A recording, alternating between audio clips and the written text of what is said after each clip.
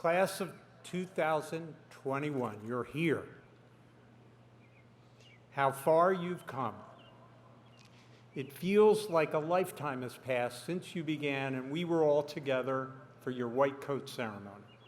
I remember that ceremony well because of your reaction to the story I told that day.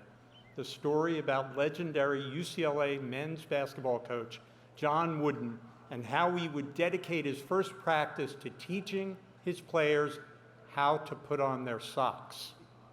I was using that story as a metaphor for the entire arc of your medical education, the importance of details, the importance of simple things, the importance of being a disciplined learner.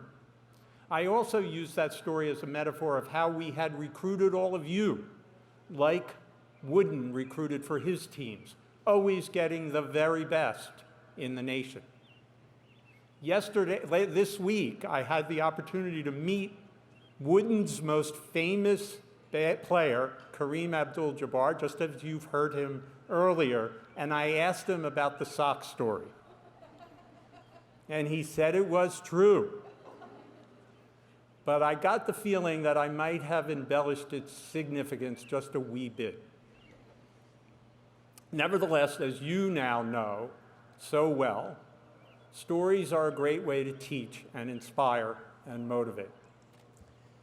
I want to share another story with you today, the story of what I learned over the last 15 months from COVID.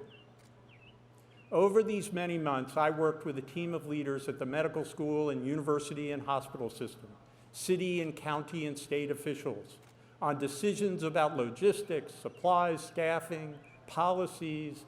In many cases, those were decisions that we had never made before and for which we had little previous experience. We were flying by the seat of our pants.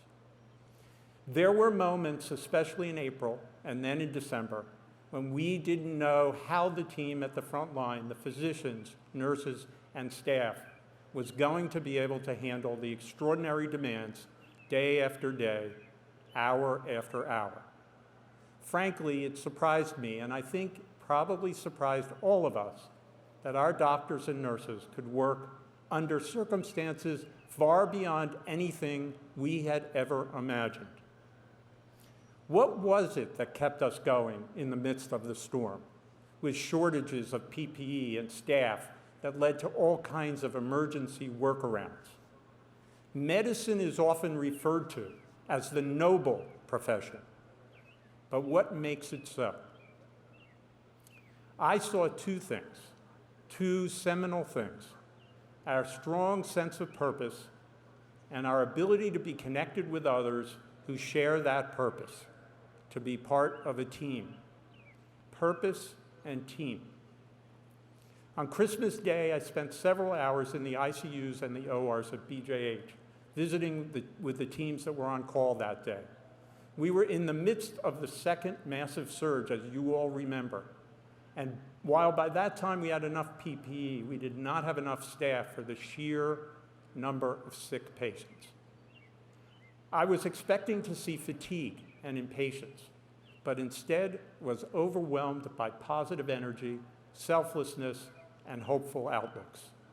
Everyone talked about how inspired they were by both the work and the people alongside whom they were working. They were grateful above all for their team and the kinds of extraordinary people who work at WashU and BJC. And what was equally impressive, and so powerful that it was almost palpable in the air, the sense of purpose. And this especially I want you to carry with you, this realization that the key to getting through the worst of the worst is leaning on others and remembering that purpose.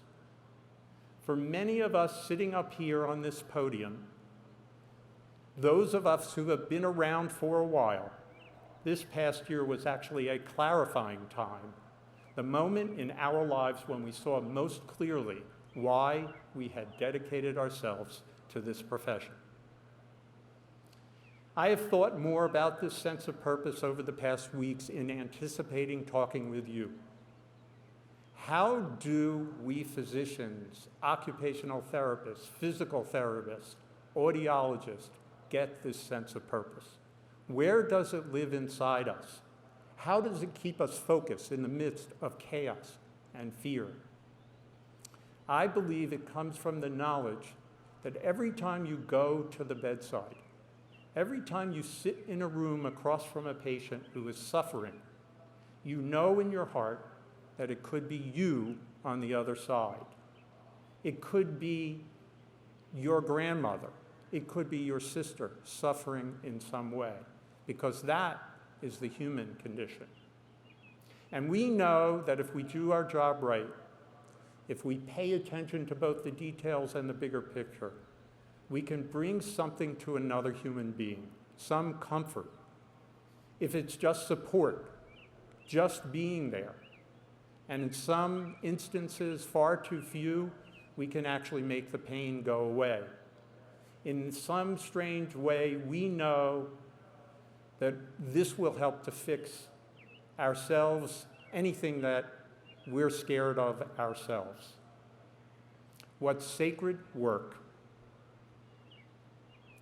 These questions also reminded me of an essay by Albert Camus about Sisyphus, the Greek mythological figure who was condemned to spend eternity pushing a rock to the top of a mountain only to see it fall back down again.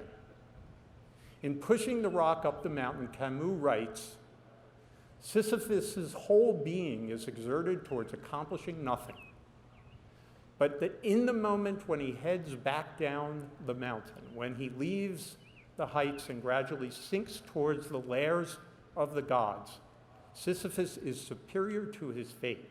He is stronger than his rock. He is rising above his fate by engaging in the work of humanity. Our profession demands that we take on a heavy burden, and one that can at times feel impossible to shoulder. We have spent a year fighting a virus, a deadly virus, a task that often felt like pushing a boulder up a mountain, knowing that only too soon we would have to do it all over again. But we did it knowing that our fate was inextricably tied to our patients who rely on us. And we did it alongside those imbued with that same sense of sacred purpose of fighting for life, even if it is at times a losing battle. And when we understand that we are rolling the rock up the mountain together as the very project of humanity, we can surprise ourselves with our ability to overcome despair and retrieve hope. We are now thankfully headed towards a return to normalcy.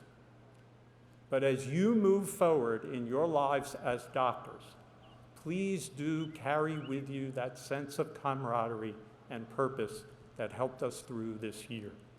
Let it be the fuel. Let it be the engine. Let it be the force within you that powers your careers in medicine, because you are the future of our field. You are the future of our noble profession. Congratulations, class of 2021, and Godspeed.